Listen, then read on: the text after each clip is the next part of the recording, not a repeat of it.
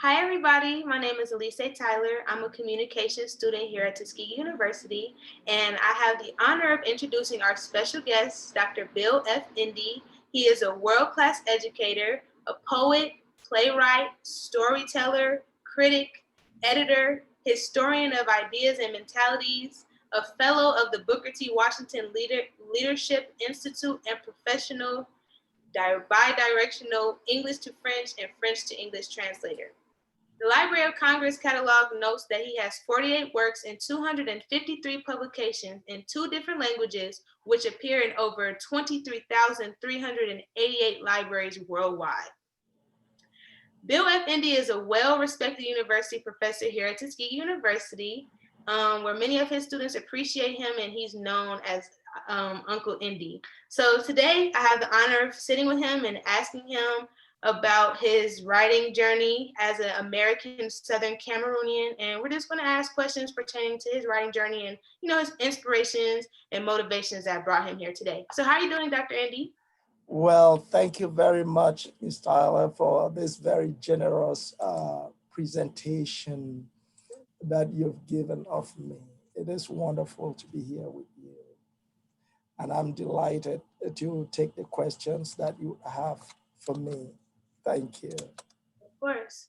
So I kind of just want to start off with you giving a little background about your publishing. Like, how did you get into publishing, and what was like the first piece of writing that you published? Well, thank you very much, Ms. Tyler, for inquiring, for taking interest, first of all, in the work I do as a writer, not just as a teacher. Um, I started writing a long, long, long time ago. I can remember I was the equivalent of what you call the 10th grade in the United States, which in the English or the Anglo-Saxon system we call Form 3, when I started writing. And I had written for many, many years before ever publishing.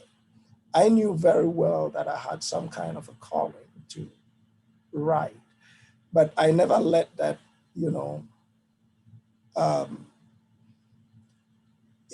overpower any other thing that I had to do or any other pursuit I had. But I kept the focus, I kept writing, and I understood very well that maybe if I'd started publishing a lot earlier at a younger age, it might have gotten the best of me. So I decided to write and write and write and write. And for many years, I kept my writings to myself. And keeping my writings to myself cost me a fair bit because in a computer crash, I lost about 700 poems. That's about the equivalent of 10 books. But that did not stop me and it did not deter me. I know for a while I was like, what is the point writing? I slowed down for many, many years. But when I had finished my studies, which for me was the priority, I decided to embark on the journey of publishing. So my very first publication um, was a collection of poems, which I'm privy to share, to show, which is K Crazy Trees in the Storms, K Crazy Trees in the Storms, and other poems. Well, if you flip open the very first few pages of the book, or the title page of the book, you would read in it that these are poems composed from 1984 to 2006. So it took me well over 22 years of writing to start publishing. And when I started publishing, the works were greeted in a very special way. I was flattered first. Then I realized, well, people just appreciate the work for what it is. You see, because I had some reviews from some critics and poets, and the editor who actually reviewed the book, first of all, requested me to, you know, to reconsider the book because it was too thick for a book of poetry with over 104 poems. They said it was 104 poems too many. I should cut it. I said, no, my experience is traveling around the world doesn't warrant me to do it. And they told me, all right, you might want to frame the poems into themes. I said, I can split myself into compartments. I can compartmentalize myself into different sections because it is just a whole. So the work speaks of the experiences of the poet. So my first work was K Crazy, Trees in the Storm, and other poems. Thank you. That's actually a great response. I like that, like the whole story that comes with it. And it kind of brings me to my next question about your global experiences, because I know that you've lived in places like France, Canada, Australia.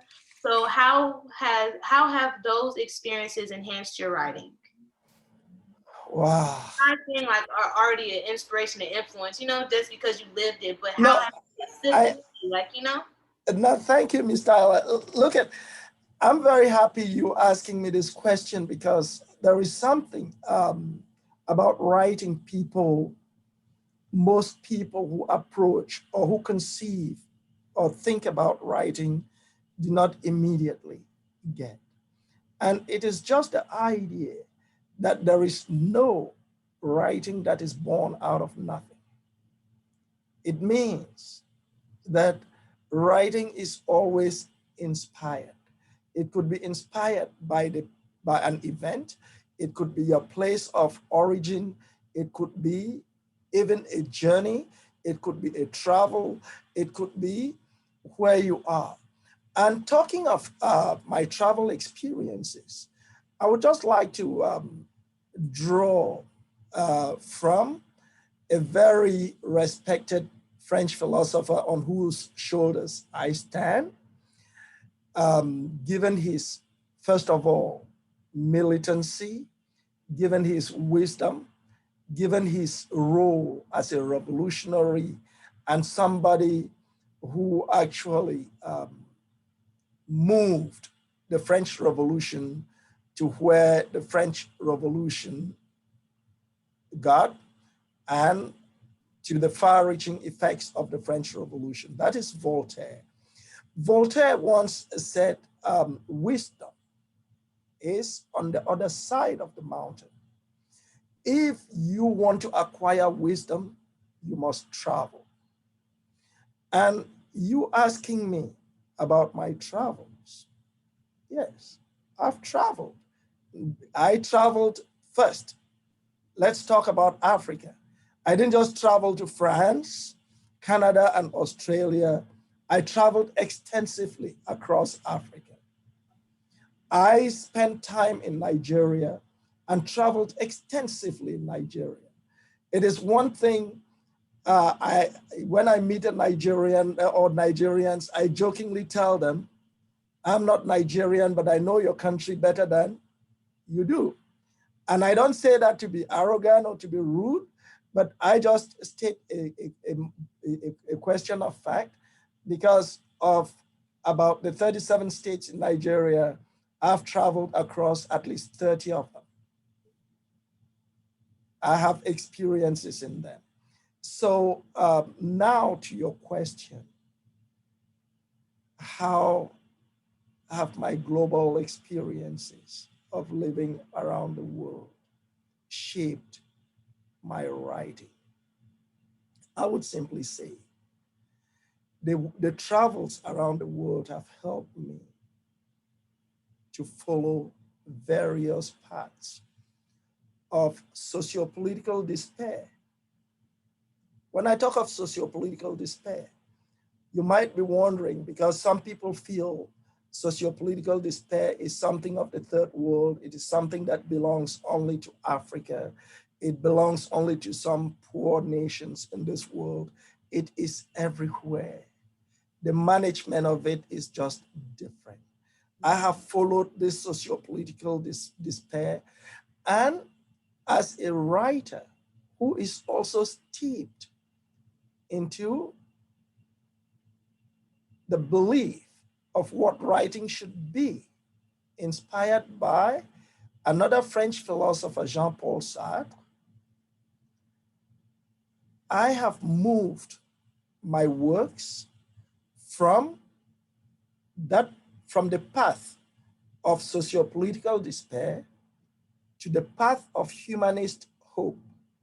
Because in my writings, what I strive to give humans is to give them hope. Because when you look at the way the world is, you would think there is no reason to live on earth.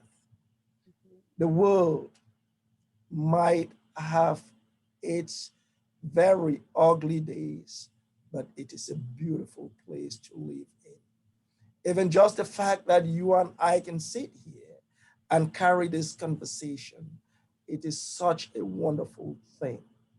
And if I would continue still on the experiences, you would realize that in my writings, I strive as much as possible to celebrate human concerns, from love, which is the first very common feeling, right, that we express.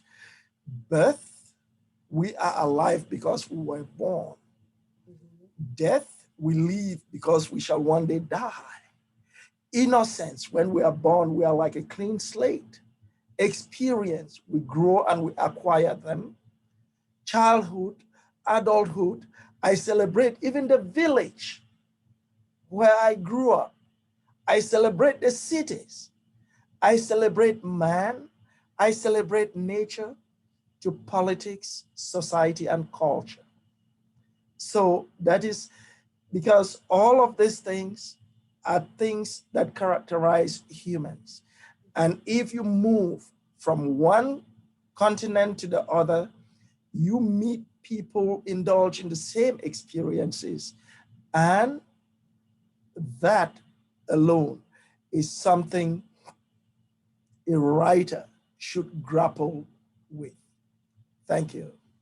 Thank you. I really like that answer. It reminds me of my mentality of flipping a negative into a positive. How you said taking the socio political despair and changing it into humanistic hope. I So, like yeah. that. So that'll bring me to my next question about you being the historian of ideas and mentalities.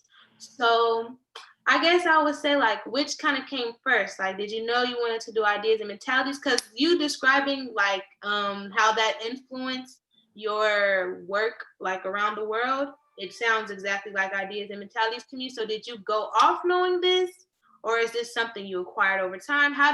What is ideas and mentalities? How did that come about? All right. Thank you very much. Talking about the history of ideas and mentalities, when um,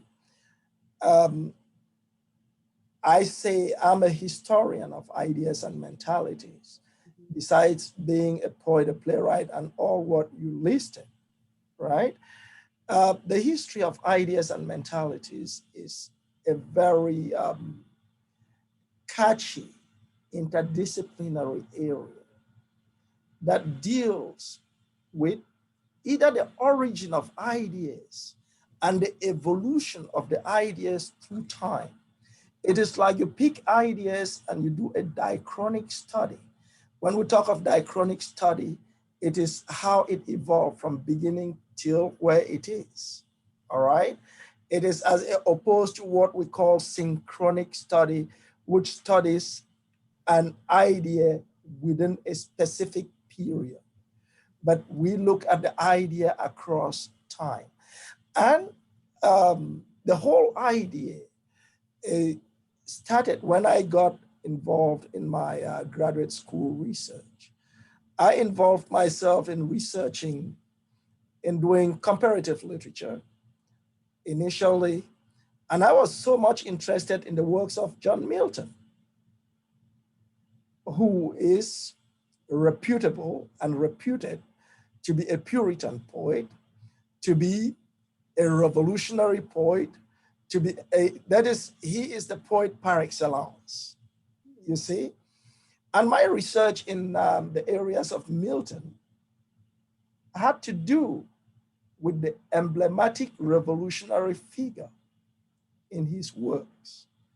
And the whole idea of the emblematic revolutionary figure in the works of Milton stemmed from the fact that Milton created characters like Samson, inspired from the biblical Samson, then moved on to creating in Paradise Lost, Satan and the fallen angels. And all of these characters seem to share something in common: rebellion. And as a young man, like every other young person, when you are that age, you see yourself, you think you have it all, you want to be this, you want to be that, you want to be the rebel, you want to be the bad guy, okay? So I was interested in knowing who these bad guys are, what is moving them, all right? What underlies they are wanting to be bad guys. So what happened is, after I'd done my master's degree and I prepared my doctoral coursework, I wrote some very interesting papers on the topic. But my PhD advisor, who was such a wise man, having observed me, I give him a shout out, Professor Tuel. I know he's retired and somewhere in Morocco now. He just looked at me and said, Bill, I know you are interested in this, and what you are working on, you are onto something. You really know you have something new you want to bring in this area. But all I can advise you is that Milton has been studied for too long, and people have written exhaustively on Milton. The good idea you have on Milton might not be well appreciated as other ideas. I said, so what do you mean? He said, well, I have studied you, your temperament, what you like. You seem to love peace, even though you're looking at rebellion. You are somebody, why don't you explore the idea of peace? And look at some movements that have heralded peace on earth. Why don't you think about that? And I said, well, I think that's something I can work on. I can handle that. And we finally settled down on the idea of peace movements, and especially peaceful nonviolent protest. And everything pointed towards the Quakers. And the Quakers, who were like the original anti-slave activists from the very inception of slavery. You see? So I had to dig into the idea of peace movements and looked at Quaker contribution and everything they had, contributed to humanity. So talking of the history of ideas and mentalities, it is almost like looking at the history of philosophy. What philosophy undergirds peace movement? How did it start? Who were involved? How was it well received? How is it even received today? All right. how is it received today? How are people uh, handling or struggling with it otherwise? So that's exactly what I can tell you about the history of ideas and mentalities. There is much more we can talk about that history, especially if we have to narrow it down to the Quaker movement I studied, or I have studied, written book chapters, translated some of their works in. I can say a whole lot because even all of the Western um, economic principles today, modern economic is Quaker principles, so to speak. And we might even look at the US Constitution. I would have to say something about that before I stop my reflection on the question.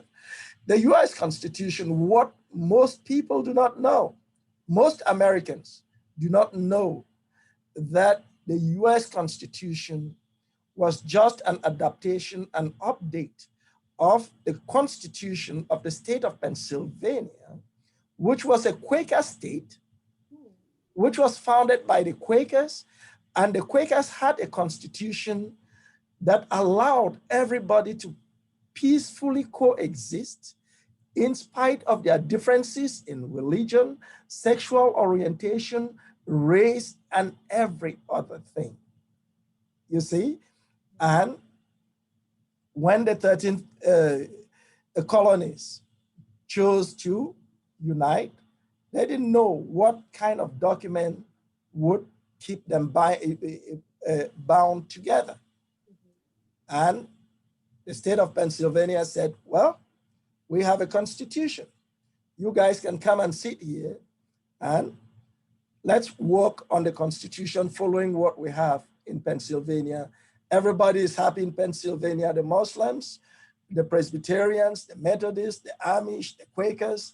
And that's why you have Philadelphia, which is Latin for the city of brotherly love. Okay, for the Quakers, and if you look at the number plate in Pennsylvania, it is the Quaker state. Mm. Okay, I'll pause right there and take another question. I like that because I don't really know much about Quakers, so I think that's a nice fun fact. Because even you just brought up Amish, like all those Yeah, cultures that we know about but don't really know about because their history is not enforced enough. That was yeah, actually pretty cool. So since yeah. we just talked about the origin of your interactions with ideas and mentalities, I kind of want to go into your book, Environmental Friction, for a second. Okay, Let's talk a bit about this. You can kind of just start off, telling me a bit about what it's about, and then I have some questions. Just. all right. Thanks a whole lot, Mr. Tyler. Environmental friction has to do with my concerns about the environment. If you look at the R in the friction, it is in parentheses. It is in parentheses. And the parenthesis there is to read environmental fiction or environmental friction. And the subtitle talks of the illusion of progress and the progress of illusion. And this collection of poems are poems about the environment. What they do is to address human encroachment on the environment because of human greed, because of human willingness to overexploit the environment. By doing that, they are creating the friction. However, when it comes to environmental problems and global warming, you have a fringe group or a French group out there that would tell you environmental problems are just fictional. They do not exist. And through the writings, I try to portray how human being, by encroaching on nature and thinking they are reaping benefits, are actually working towards their own doom. So that is basically what this collection is about. I know one might say, why did you have to write about environmental friction when so much has already been written about it? Okay. But the poet has the obligation to take a stance, to show the universe its ugly face, if it has an ugly face. The poet has the responsibility to show the world beauty if it is beautiful. And if the world is ugly, don't stop singing its ugliness, because for the world to change, if the world doesn't take cognizance of the fact that it is ugly, nothing is going to be done. The world might simply think, oh, well, everything is okay.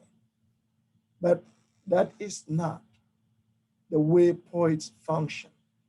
So that's the first thing. And the second thing is just that desire of a poet to challenge the human blunted perception of reality. Because human beings don't seem to understand that there are certain things that appear to be real just because of the illusion. And that's why you have that subtitle, The Illusion of Progress. It is not really progress, but the illusion of it. All right? And that illusion is leading us to the progress. We see the illusion actually progressing with the environment being destroyed day by day. Anybody who lives in the United States would know that every season they tell you hurricane season. Just a season.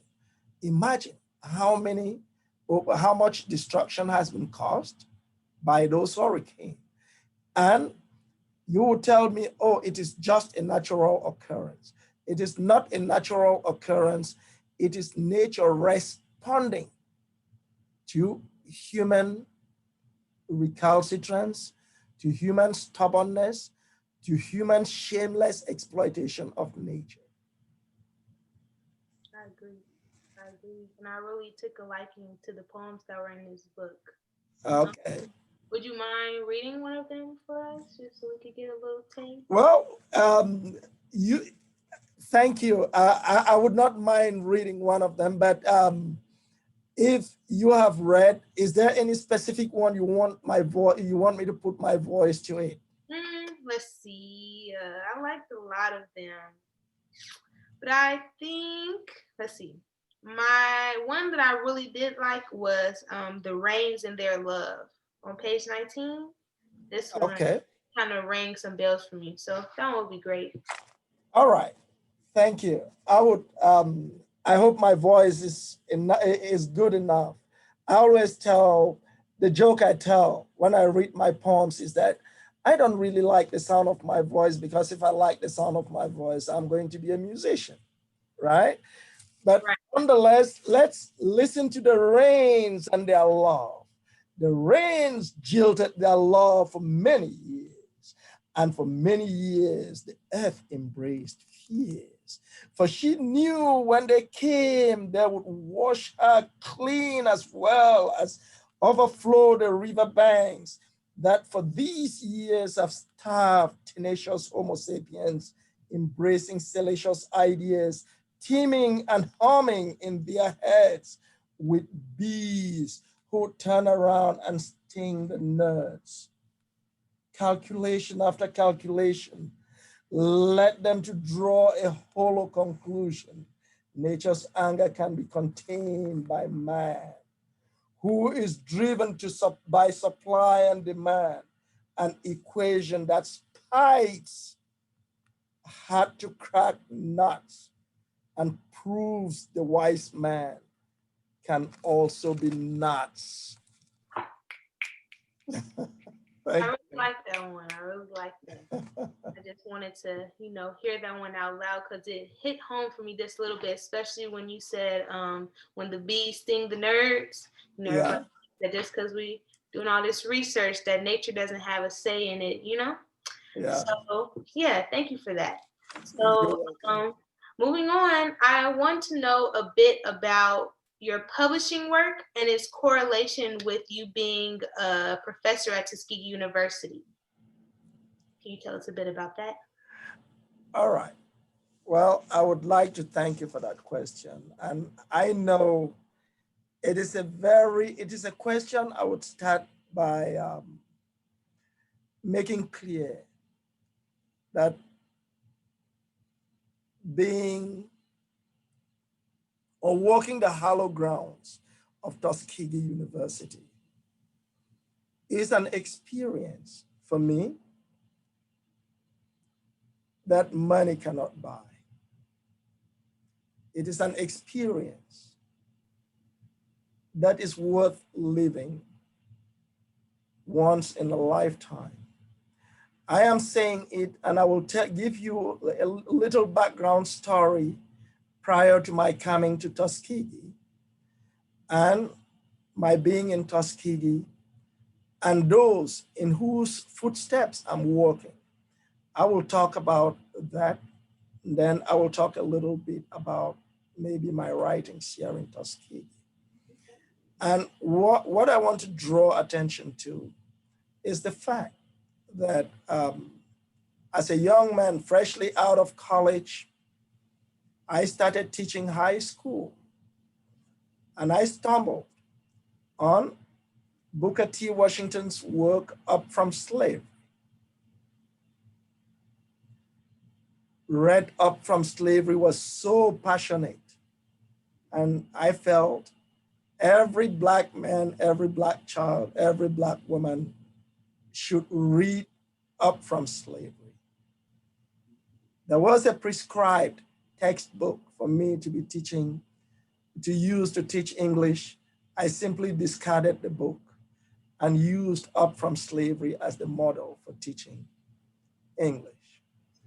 I taught Up from Slavery with such a passion that students in that school started calling me Booker T, to the point that they never knew, most of them. If you tell them I'm the Booker T they used to call in high school, they would not even remember my real names. So when I had the opportunity to come to Tuskegee, it was like, gee, to go and walk on the same grounds as Booker T. Washington. Fate already has it that students started calling you Booker T. Why not just go and just walk, just be around, breathe some air where Booker T used to breathe? Okay, I had to come to Tuskegee. But my being in Tuskegee is almost like another big challenge as far as writing is concerned, because in Tuskegee, there are some big names in African American writing, or let me just say in literary writing, that to fit in their shoes, it is so challenging. Ralph Ellison, that's a big name. It is, that is the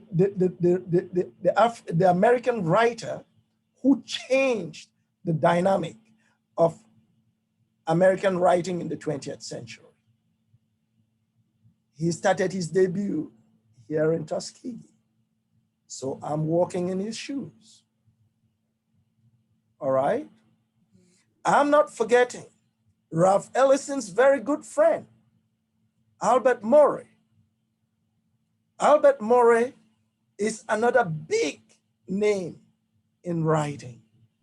And now to walk in their shoes and to do what I'm doing here is quite a humbling experience. I know just being in Tuskegee is an experience, as I say, money can buy. I have tried to explain when I teach my students that Tuskegee is exactly a gold mine that is sitting underneath a dumpster. I don't mean a dumpster in a bad way, all right? But if the dumpster covers your gold, then it is a rich place. That's where you want to forage, okay? And I'm in Tuskegee. For the 10 or so years I've been here, that's 9 to 10 years I've been in Tuskegee, I can, without bragging, say more than 2/3 the works published were published while here in Tuskegee.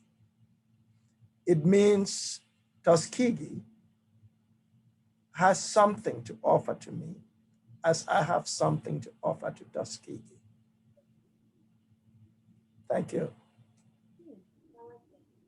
So, since you feel so strongly with your publishing work through Tuskegee, or not through Tuskegee, but like around in Tuskegee, the inspiration, I should say, through Tuskegee, would you be open to maybe starting like a club or some type of, not organization, but organization that would help the residents, students, or anybody that wants to publish their work, like, people who are passionate about writing, do so and do the same?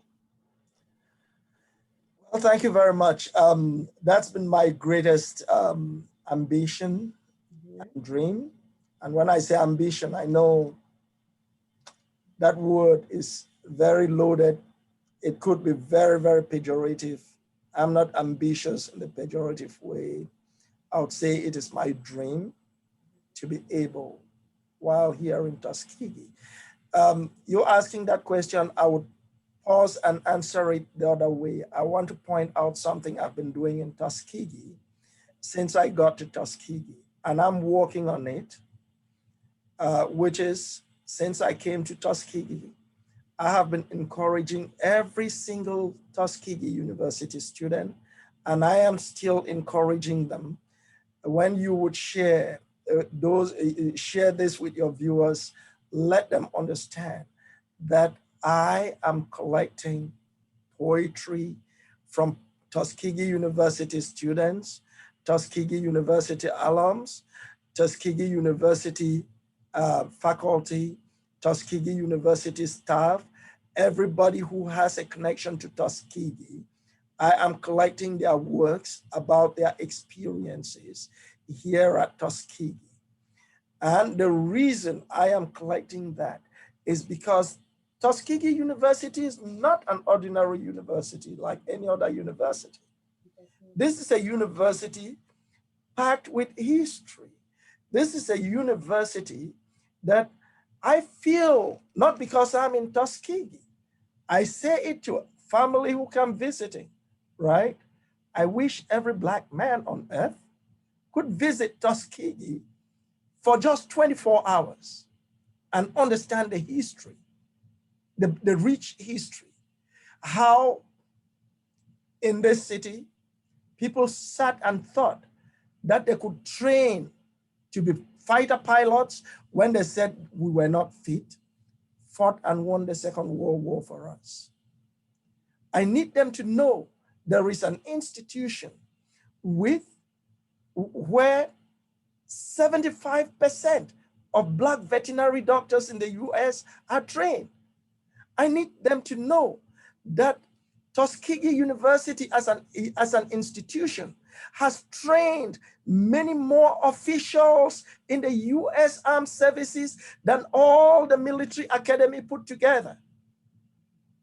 I would like them to come to Tuskegee, right?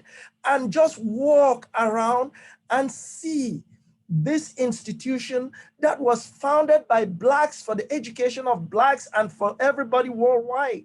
I would need even those in Africa to understand that without Tuskegee University, the political party in South Africa, African National Congress, would not have been founded if not of Booker T, who gave the blueprint to Jacob Batini Zuma to go and transform the South African Native People's Party into African National Congress. He did not say it was South African National Congress because Booker T was a Pan-Africanist par excellence. So I can tell you about Tuskegee till tomorrow, okay? And the last thing I would say about Tuskegee, myself and my writings, is that I am happy to be at an institution that connects everybody on this planet. Mm-hmm. And you might ask, how does Tuskegee connect everybody on this planet? The polio vaccine was developed here, right? Mm-hmm. Everybody is taking the polio vaccine, and they use the cells of Henrietta Lacks, who was a Tuskegee woman. So there is nobody on earth who is not connected to Tuskegee. So I am happy to be here.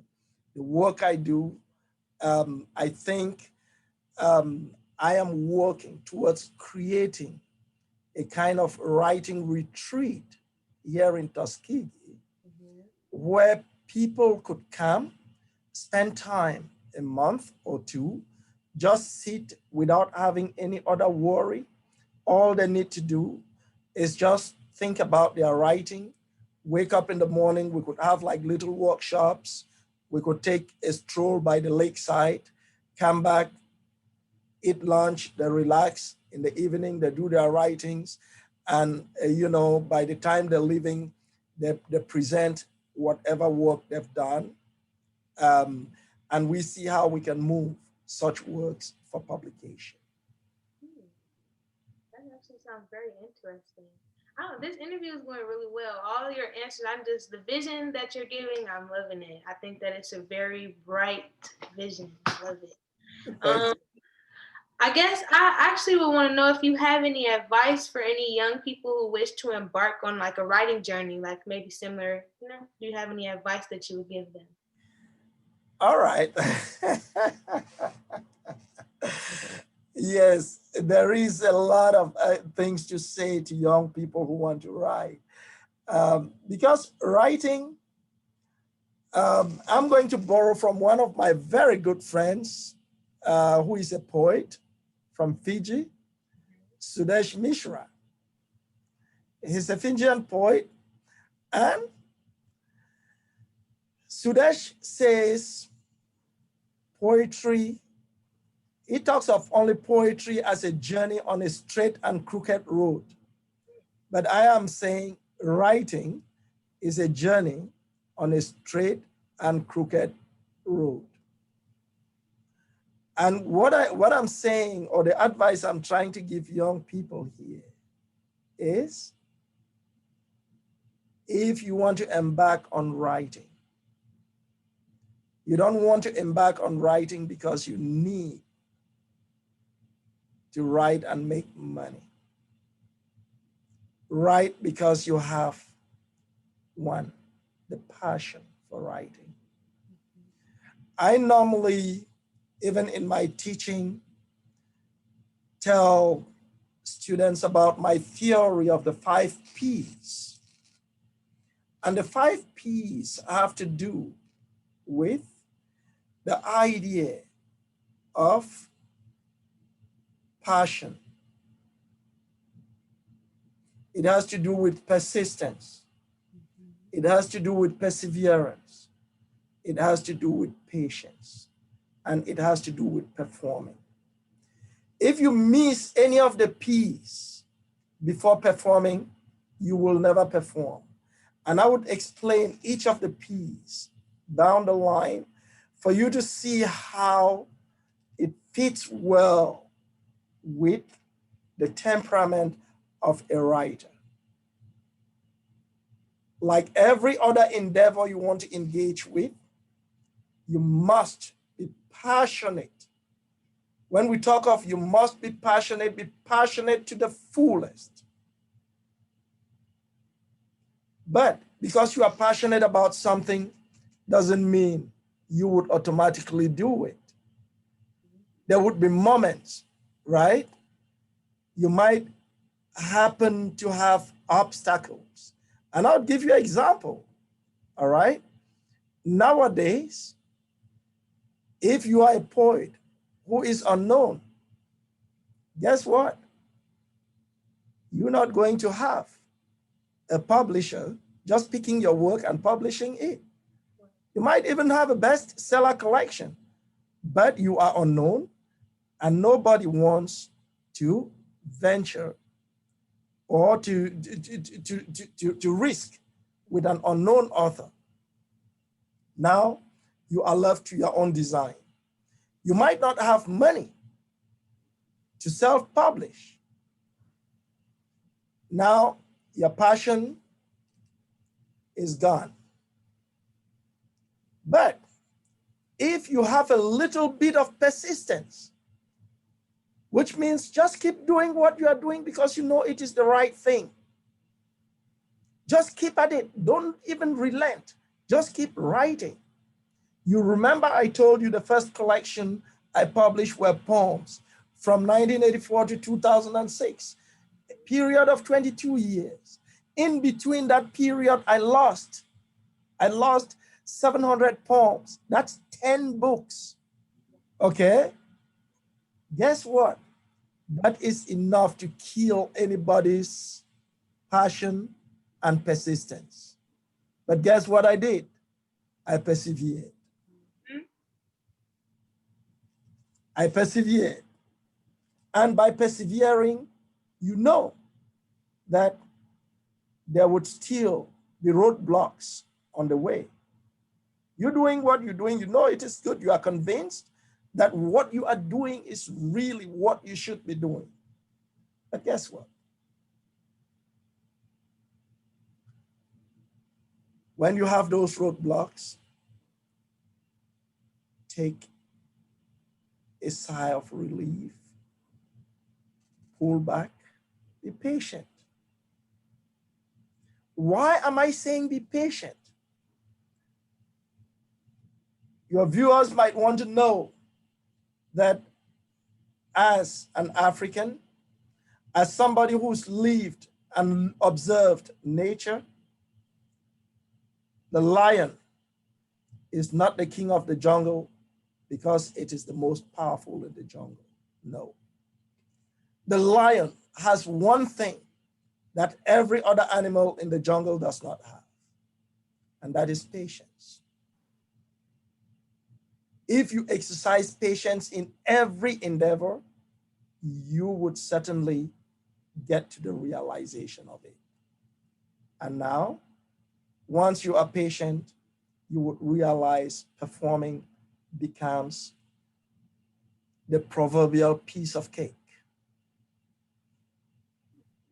So they should not write for love of money. They should write for love of writing. They should write for love of humanity. They should write for love of contributing towards changing the ideas or the mentalities that push humanity towards despair rather than towards hope. Thank you. I like that. Very, very great advice. Even though I said for a young person, it's kind of for me, but we won't even focus on that. I like that. I think, okay, so lastly, I just kind of want you to, we already talked about your origin. So we talked about your origin. We read a book that's kind of recent. So could you give us maybe a little sneak peek or just a little sneak peek about your ideas for the future? Like how you plan to not switch anything up, but everything's not going to be exactly the same. So what do you plan to do in the future that's going to shake it up a little bit? Well, there is a whole lot that I'm doing presently. I'm just actually waiting for the release of a new book of poems, which is entitled For Greatness and Freedom I Came, Fast or Fast. And this collection is just a collection that captures basically the situation the world is caught in these days. Talking about the universe of alternate facts, virtual facts, alternate realities, virtual reality, reality itself, in the era where people would take a piece of paper and they tell you, you see this piece of paper? They tell you it is white, but they make you believe what you're seeing is black. So that is the first thing. And I'm working also on that work. I'm waiting for that, but I'm finishing up a work. Like you're asking something to change the world a little bit. I'm finishing up a work on Black revolutionary and visionary voices from pre-colony to post-independence and beyond, meaning the leading Black voices. I failed to mention when I talked of just being around Tuskegee, I have really big size shoes to fit myself in. I hope one day my feet will grow bigger to just fit into those shoes. Because I didn't mention somebody like Zora Neale Hurston. She was born 6 miles down the road from us here, okay? And I can guarantee you, I'm actually working on a chapter in that book about her writings. And I think she stands out as a unique voice or as a unique revolutionary and visionary voice who in her time did her best to reclaim that which belongs to the Black man and say, no, take everything from us. You have taken our bodies. You have used our energy. You've taken everything, but you are not going to take this one. And she made it a point to use language, right, that was specific to her people. And the idea of using language, I look at it as a linguist. You can make meaning of anything on earth without language. Right. So if you push yourself to embracing somebody else's language, how do you make meaning of your own universe using somebody else's reality? That's the question Zora Neale Hurston challenges us with. She says, no, I'm going to write the English as my people speak it. That's the way they speak. Right. If you want to pierce, if you want to penetrate in our universe, you want to understand our universe, then understand us the way we speak. Right. You see?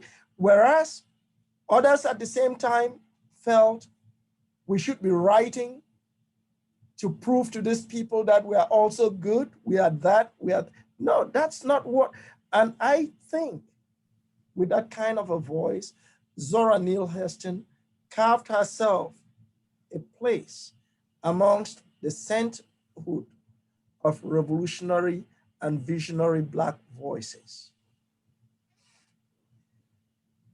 That's great. Yeah. Great. Well, excuse me, I'm sorry. I wish you luck with that project, and it's been a delight to interview you. I feel inspired to go write a poem, kind of, because I was just Please. talking about all these ideas and mentalities, just all the great things. You kind of just planted a lot of ideas in my head. So yeah, this is great.